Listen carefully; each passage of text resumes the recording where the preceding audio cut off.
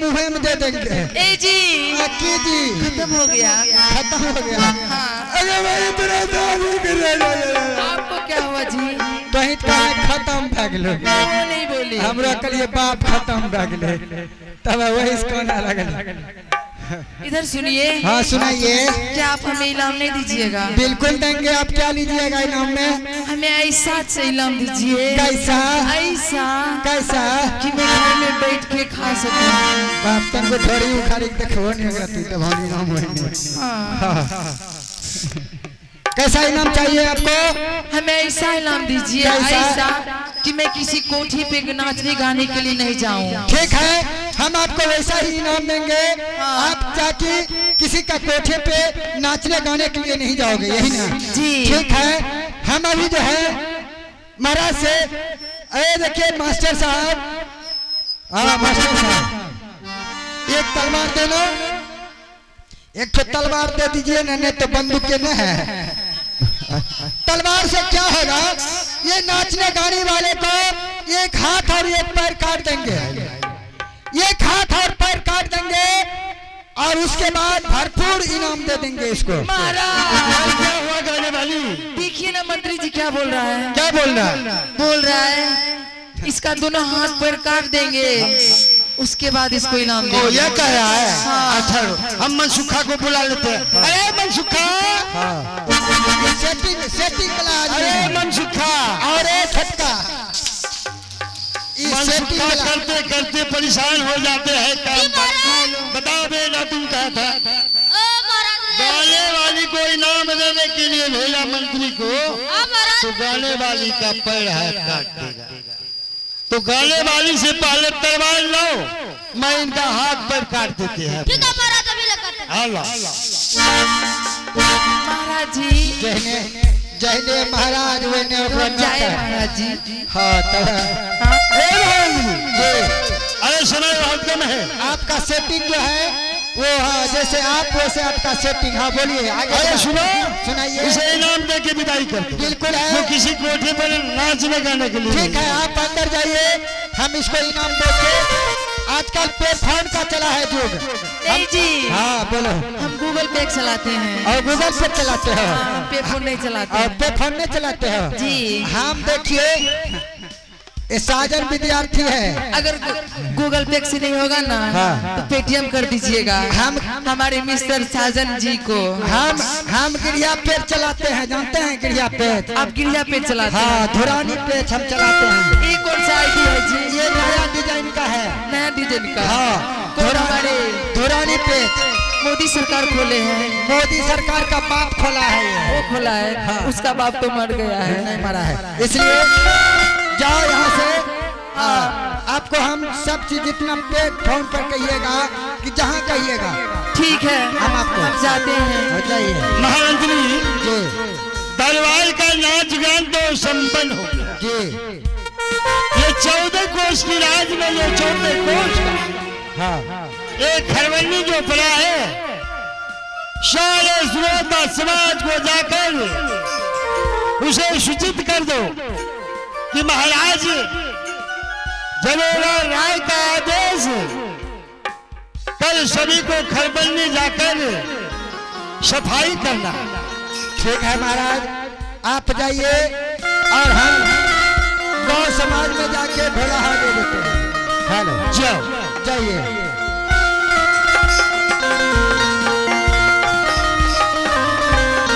तेरा बिना दुनिया बिरान लागे गोरी। तेरा बिना दुनिया बिरान लागे गोरी रे। जियता शरीरिया बिरान लागे गोरी रे। जियता शरीरिया बिरान लागे गोरी रे। तेरा बिना दुनिया बिरान लागे गोरी रे। तेरा बिना दुनिया बिरान लागे गोरी रे। अब जा जा जा जा भूल जाइए। अब जा जा जा जा भूल जाइए। प्यार झूठा सही दुनिया को दिखाए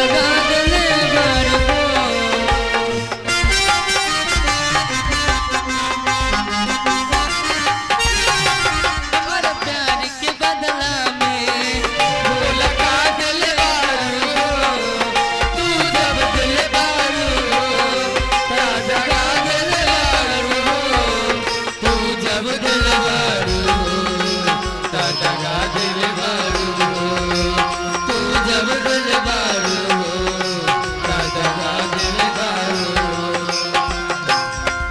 ये तेरी बारी है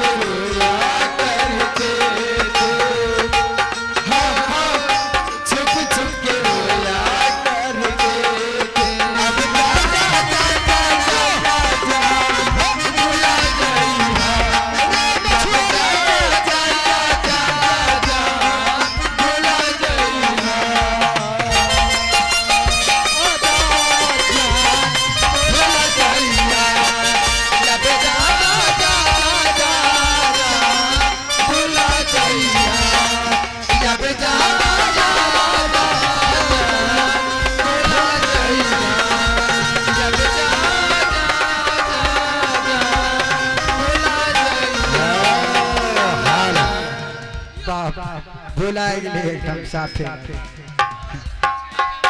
हेलो, महाराज का कहना हुआ है कि जाओ गौ समाज बस्ती में जाके ढोलाहा दे दो, ताकि ये जाके खरबंदी में जाके सभी आदमी मिलके जाके काम करेगा। ये जरोबर राय का कहानी है, इसलिए हम सभी गांव वाले से सूचित करते हैं कि जितना जल्द हो सके आज 8 बजते बजते क्या ढोला दे रहे हैं? अरे क्या चीज का? ये काठ का ढला है, काठ का ढला है, तेल चीनी मिलने वाला है। ये काठ का ढला है, इसलिए दे रहे हैं कि हमरा गाँव में इसे डीलर वक्र चाउर या अरबा या गहूम मिलतो। तेल चीनी मिलेगा? तेल और चीनी नहीं, चावल गहूम मिलेगा। हाँ तो राशन तेल बंद हो गया, राशन तेल बंद हो गया, चीनी बंद हो गया, इसीलिए है कि चावल और गहूम मिलेगा। ठीक है, तो हो जाइए तो अपना बाफोक ले लिया। कहते क्या चीज का ढोला है? देखिए ढोला है ये चीज का है कि जोरावर राय का कहना हुआ कि जाके जितने भी गांव में समाज हैं सभी से कहना है कि आज 8 बजते हेलो, आज 8 बजते जोरावर राय का द्वार पे जाके सभा लगा हुआ है, उस सभा में जाइए और जो भी कहना होगा महाराज कहेंगे अपने आप। और सभा लगा हुआ है जी, आइए, इसलिए जरूर हम सब बता रहे हैं। हाँ आइएगा, आप भी आइएगा। हाँ आप अपने बाप को भी ले आइएगा। बोलने का कारण नहीं है, तमीज न है, देखते हम जब हैं बैठे हुए हैं तो मेरा बाप यहाँ क्या करने निकला है? अरे जाक काम नहीं करते, साफ बाप काम नहीं कर रहे वहाँ। इधर सुनिए, क्या क्या हम सभी जाएंगे? तब हमें तो सब नहीं जमा, तो यहाँ की करवाएं। हम तो सोचे खाली मर्दाना मर्दाना नहीं, वहाँ सब के काम छे, औरत पुरुष दोनों जाती है, सब जाएगा। हाँ तो रोज से काम है तो अंदर बाहर तो रहता है करते। हमसे ही होगा। ठीक है, हम जरूर जाएंगे। जाइएगा ना? सुनिए ना, हाँ बोलिए। अपने साथ लेके चलिए ना हमको, हम साथ लेके जाएंगे। हमको देखे नहीं है।